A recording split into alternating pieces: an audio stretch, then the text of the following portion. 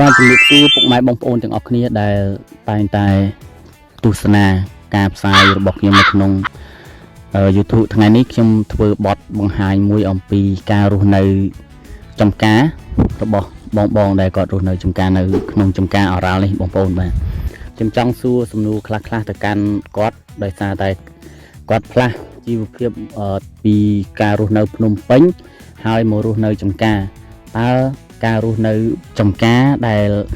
ជាទូទៅអ្នកភ្នំពេញគេចូលចិត្តគេតែងតែស្រមៃថាចង់បានជីវិតសាមញ្ញរស់នៅចំការបែបព្រៃភ្នំមានត្រីមានសាច់បែបអាហារបែបព្រៃភ្នំអញ្ចឹងណាហើយនៅទីនេះទីតាំងគឺនៅស្រុកអរ៉ាល់ហើយខាងនេះគឺជួរភ្នំអរ៉ាល់នេះបងប្អូនមើលជួរភ្នំអរ៉ាល់ក្បែរនេះអញ្ចឹងខ្ញុំនឹងធ្វើវីដេអូដើម្បីឲ្យបងប្អូនទស្សនាអំពី